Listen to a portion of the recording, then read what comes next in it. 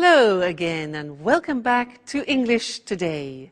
This is DVD 17 and the fifth DVD of your upper intermediate level.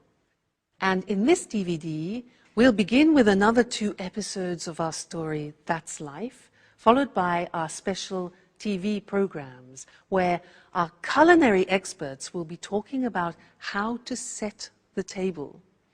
This will be followed by a discussion about e-commerce and about doing business on the internet. Then, in the grammar section, we'll study how to position adjectives in the English sentence and also look at some of the main differences between American and British English, all right? So, enjoy yourselves and enjoy your viewing.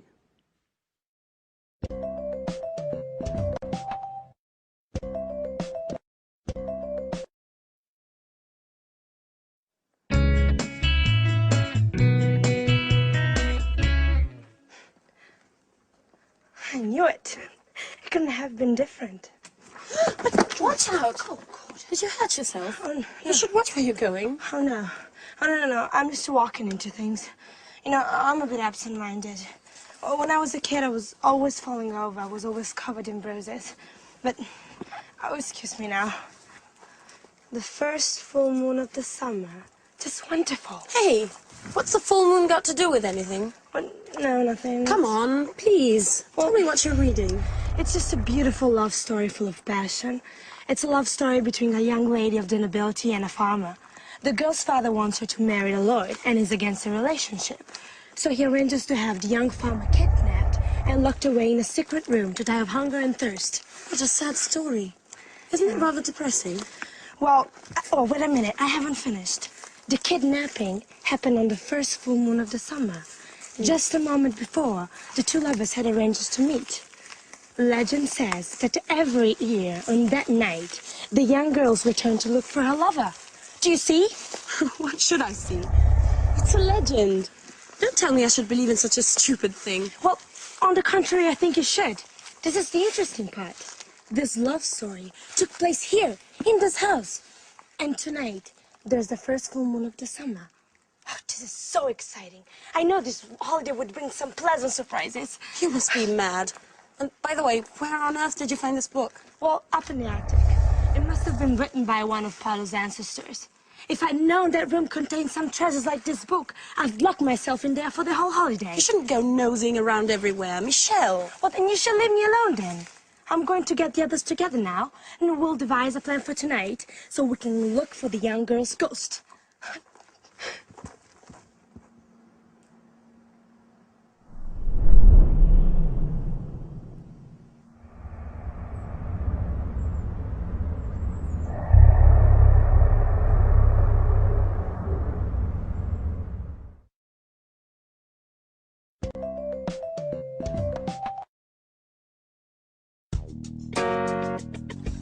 Hey, Sarah!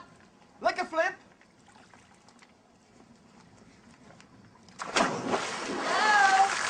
Hello. I'm glad you're here. We've been here since noon. We've made an incredible discovery. What's this about? Well, according to Michelle, this house is home to the spirit of a young girl. And this young girl is going to appear to us tonight as a ghost. Don't make fun, okay? It's true. I read it in a book I found at home.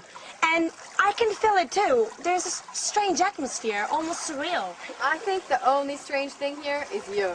That's exactly what I said. Okay, enough of that. Listen to me. This is the plan for tonight. When the moon's out in the sky, we'll get some candles and go and look for the ghost. Paolo, didn't you know anything about the story? Well, my grandfather did tell me something about it.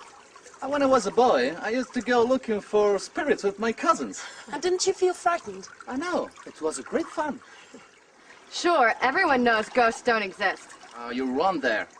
You know, one night, we heard some strange noise. Someone was shouting. Oh, we were so scared. And we ran up to our rooms, and my youngest cousin cried for 2 days. He was so terrified. What rubbish. I think you just invented the whole story. Okay, stop arguing. Paolo and I are going to look for the ghost tonight. Sandra, you coming with us? Well, I don't really believe in these things, but if you're both going, well, why not? It'll be a bit of change from the other evenings. And, by the way, I'm quite curious to find out whether this ghost really exists or not. Sarah, are you coming with us? Oh no, I don't believe in spirits, and I don't do such stupid things. I'll just stay in my room and read. Oh, come on, Sarah. Don't be the usual spoil sport. Come with us. You'll see it. It'll be fun. Don't insist. I said no. That damn pub. She wouldn't be like this if it hadn't burned down. I know, you're right. Let's try not to let our problems get us down. Sandra, can you call Mike and Anne? And we'll tell them what's the plan for tonight. Okay. Ghost hunting under a full moon, yeah.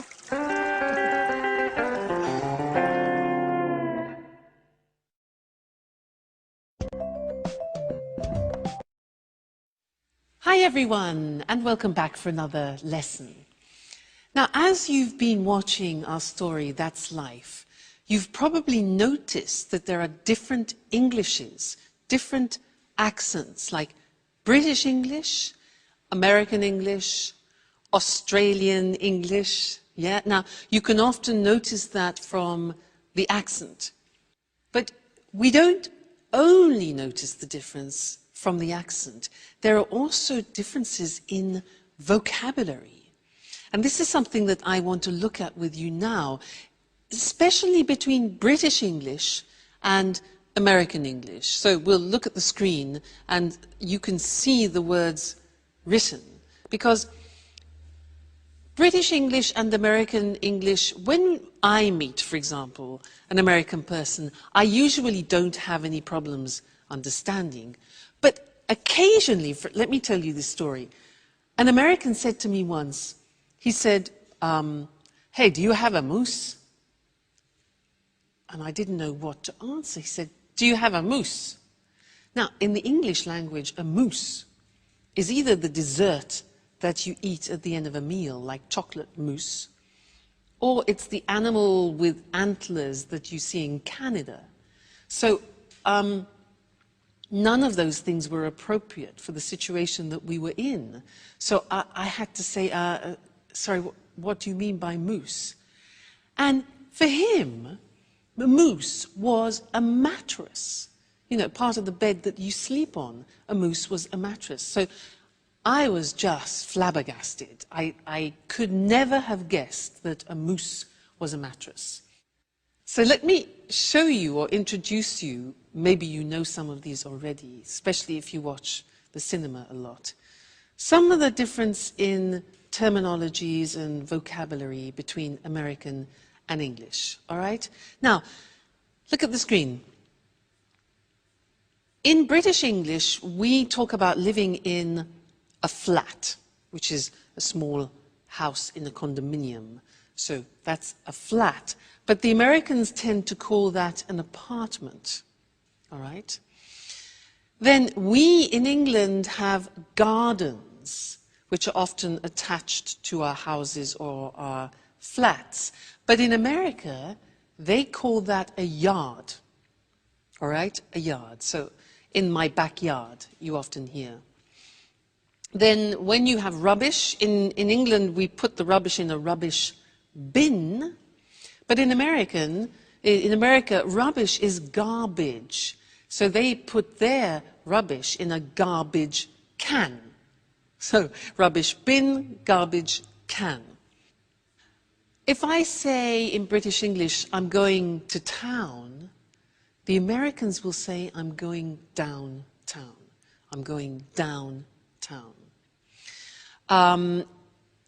In England, walking along the streets, the part beside the street itself, beside the road, is called a pavement. But in America, that is called a sidewalk. Pavement, sidewalk. We put our cars in a car park, but in America, they call a car park a parking lot. Okay? Parking lot. In Britain, we drive on motorways, whereas in America, you will hear the word freeway or highway or even superhighway. All right, so motorway in Britain, freeway, highway in America. Then when all the roads come together, we call that in English a junction. But the Americans call it an intersection. Junction, intersection. When we are traveling in our cars, we go and we buy petrol. The Americans buy gas or gasoline. For us, gas is a liquid air. So, gas, gasoline, in British English is petrol. Okay? Then, in England, we go to the cinema. In America, they prefer often to use movies, go to the movies. Then, for example, if you go to a theatre and you want to go to the wardrobe, for example, and leave your coats, etc., very often in America, that is called the closet. So, wardrobe, closet. Then, if you're in a restaurant, to begin with, we in England have a starter. The Americans have an appetizer. And this is very interesting.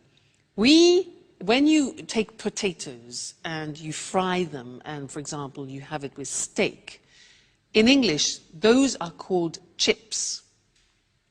The Americans use French fries. Now, in English, when you have a bag, for example, at a party, if you're having an aperitif, we often have nuts and what we call crisps. Now, crisps are very thin pieces of potato, chopped up very finely, and then cooked, usually in hot oil, and put in plastic bags. Now, we call those crisps, but the Americans call them potato chips. So it's very confusing. For us, chips is what you have with steak, and the crisps are the things that you have in the bag, all right? And one more thing, in Britain we talk about summer, winter, spring and autumn, but often in American English you will hear autumn referred to as fall. So those are just a few examples of the difference between British English and American English.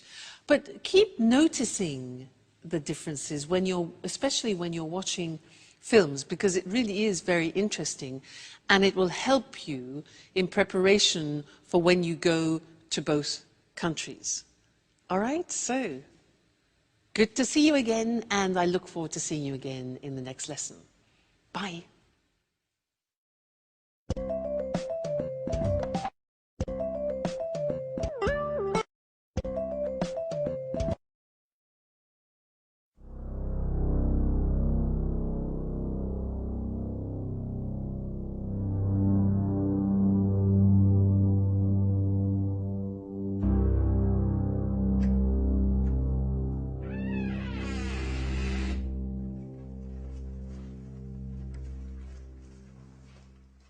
So, this is the abandonment? Yeah? Oh, I should never have got involved in this charade. I still can't believe you persuaded me to come along. Oh, come on, Anne. You'll have fun. You won't regret. Can anyone tell me exactly what it is we're looking for? Mike, do you ever listen when people talk to you? We're looking for the ghost of a young girl. Legend says that when the full moon's high in the sky, she returns here to look for a young lover. She walks up and down the secret spot where she used to meet him. And where is the secret spot? Well, we don't know. But Paolo told me that last year he'd heard strange sounds coming from this house. Huh, we can start from here. Where here? How can we possibly if we can't see anything in the dark? Don't worry. I know this place very well. Okay, silent. Otherwise, we're not gonna hear anything.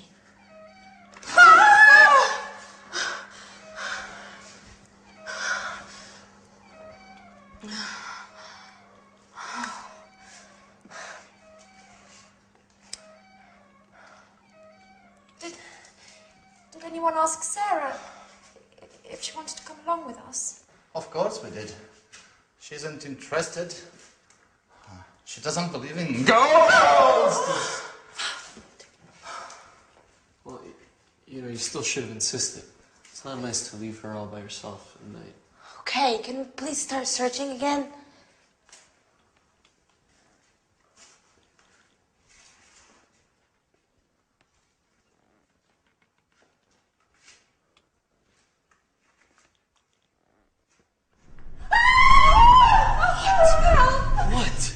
Somebody here! Somebody I don't see anything. Are you sure? touched me on my shoulder. Yes, I'm sure. Yeah. I'm sure they squeezed my shoulder.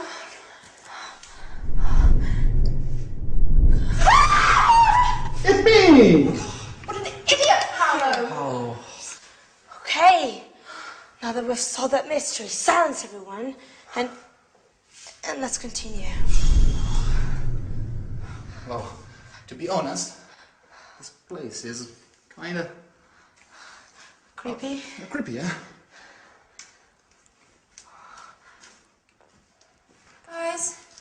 Guys, wait for us. Please.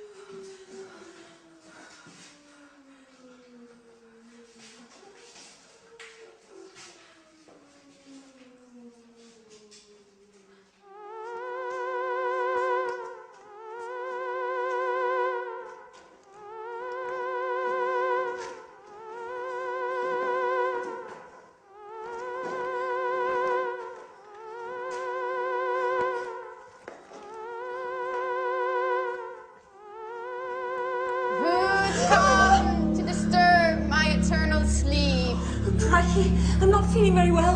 I think I'm going to faint. Shut up!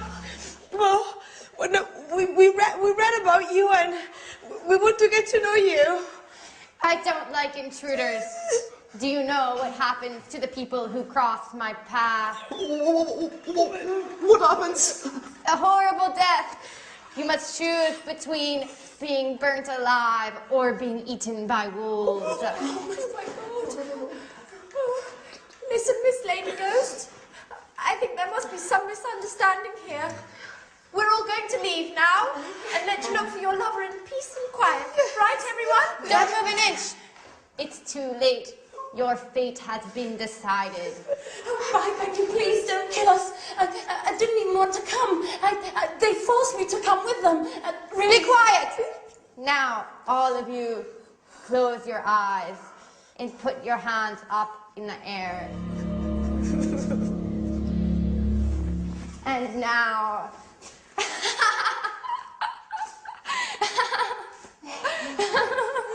Sarah! So you were the ghost? Yes. I was in my room reading when I thought of dressing up and scaring all of you. And I must admit it was worth it. You don't know how funny you all looked. Your face is white with fear and your voice is pleading for mercy. I've never had so much fun. Yes, but you gave us all a big shock. Yes. But if it's made the old Sarah come back, then long live ghosts!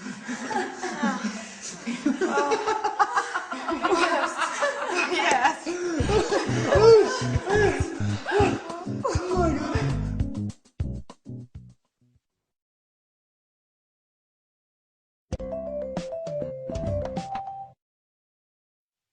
Do you believe in ghosts? I do. You know, once when I was teaching in England, I was in a mansion, a beautiful old house in the country. And they told me that every day in one of the rooms in a mansion, there was a breeze which passed through the room every afternoon at 4 o'clock. And they said it was a friendly ghost, a woman, who haunted the house. Every day she passed through the room at 4 o'clock on the dot. I believe in ghosts. They're all in Scotland and Britain, I think, in general. Now, I want to do something with you in this lesson related to English adjectives. If you look at this bag, if you want to describe this bag, you could say it's big, you could say it's brown, it's useful, it's casual. So these are a few adjectives which you could use to describe the bag. Now, the problem is if you want to use more than one or two adjectives before the noun, how do you order them? Do you say it's a big, casual, useful brown bag, or it's a brown, big, casual, useful bag? That's the problem. Well, in English, there is an order, a specific order, which we're now going to look at on the screen together, so that you can decide every time you're using adjectives what order to put them in. Let's take the bag. So look at the screen. The first adjective that we would say is the adjective of opinion. So adjectives of opinion are, for example, interesting, boring, fascinating, in this case, useful, okay, or even casual. Then we talk about the dimension or the size. So it could be big, small, thin, thick. In this case, the bag is big. After we talk about the age, is it new, is it modern, is it ancient, is it old? And I think we could say about this that it's a new, more or less, a new bag. So far we have a useful, big, new bag. Then we talk about the shape. This bag is square. It could be oval. It could be round. So we've got shape. Then we talk about the color. For example, pink, blue, light green, brown.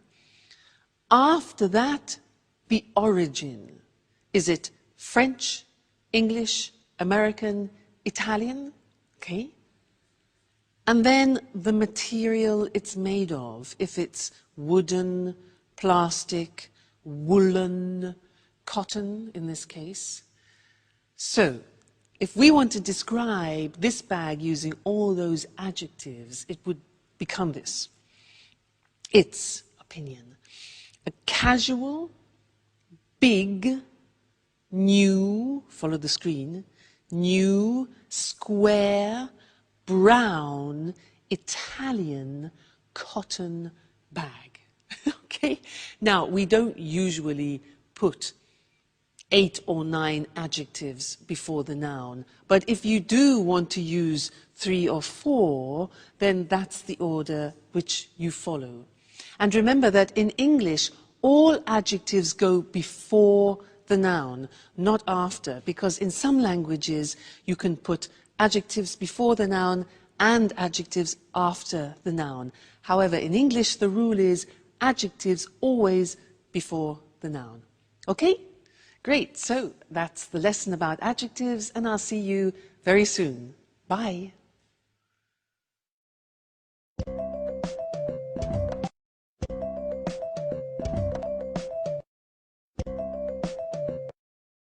Welcome to Cooking Today. Hi, Lisa. Good to see you. Good to see you again, Nancy. Lisa, tell us what you're going to talk about this time. I've chosen a letter in particular. I've received so many. Here we are. It comes from Lynn. Dear Lisa, you're the person I most admire in my life. Please help me. My husband has decided to invite his boss and wife for dinner. And I've no idea how to arrange a formal table setting. Husbands can be so insensitive. Well, dear Lynn, you don't need bone china, silverware or crystal to set an attractive table. Where does one begin? I'd start with the table covering. The ideal tablecloth for a formal dinner is a damask one, or a cloth with delicate embroidery. Can it be placed over a bare table? You'd better place a protective padded cloth underneath. What do you think about placemats? They're acceptable for every occasion except formal dinners. And table runners, aren't they pretty? They are, and very trendy nowadays since they come in a wide range of colours. Now, tell us about napkins. They're usually sold as a coordinated set with tablecloths. She's not supposed to use paper napkins, I suppose. Oh, it's considered a bit crass. You can use paper napkins for picnics. Is a napkin ring necessary? Why not? In the past, each family member would have one, either of wood or engraved silver. Today, they're available in many materials and styles. Now, what about dinnerware? I think that a set of one-coloured dishes would be very smart. Round plain plates, a side plate, and serving dishes are perfect. What about glassware? The best for formal dinners is a long-stemmed goblet of medium height. Lynn will need a wine glass, a water glass, and a flute for champagne. And cutlery. How do you arrange forks and knives? Forks are placed to the left of the plate. Spoons and knives to the right, with the blade facing the plate. At the top of the plate, you place dessert forks and spoons. Of course, carving forks and knives are necessary when serving roasts. I see. How do you feel about centerpieces? Well, a basket filled with fresh flowers would smarten the plainest of tables. You can also use candles. It's a real work of art. Yes, and a pretty setting makes food taste better. Thank you, Lisa, for this informative chat. It was a pleasure.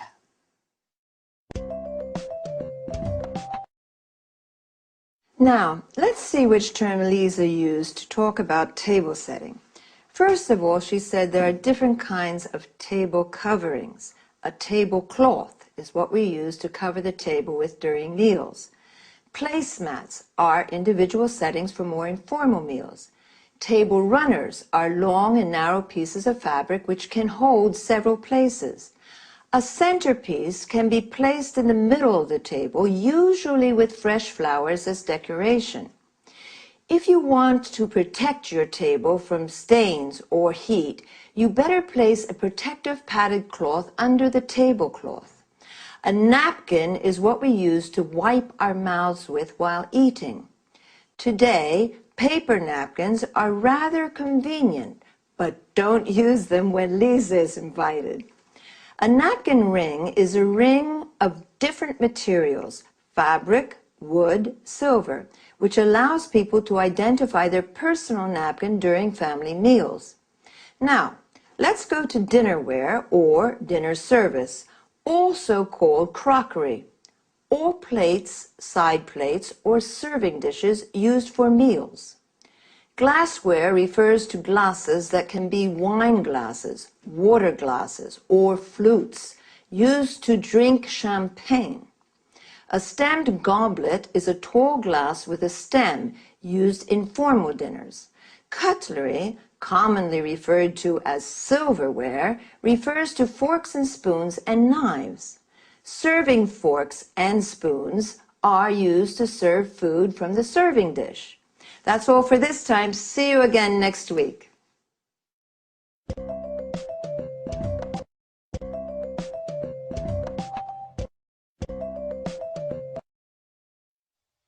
It's the new frontier of retailing. It's revolutionized the way we do business, and it brings in customers from all over the world. Of course, I'm talking about e-commerce. I'm Eric Brown, and this is Let's Talk, the discussion program with our commentators, Tom and Marie. Good evening, everyone. Good evening. Well, what are your thoughts on e-commerce? Do you buy things online? Of course I do. I always book low-cost flights, and I also buy DVDs and books on the internet. As most people do, I shop online not only for the convenience, but also to pay the lowest price possible on any given item. I used to visit different websites to shop around for the lowest price, but now that automatic comparison shopping is possible, my browser automatically shows me the prices for the same DVD at different online stores on the web. I can easily compare prices and choose which one to buy. Marie, did you know that you're a typical online shopper?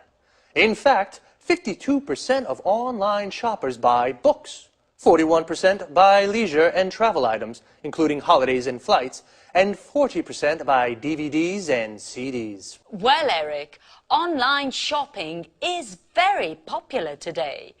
In the UK, for example, 48% of people regularly shop on the internet. Did you know that economists put the value of online shopping in the UK at £2.26 billion, and that the e-retail market is growing by 32% a year? Actually, that doesn't surprise me. E-commerce is having a huge impact on the way we do business.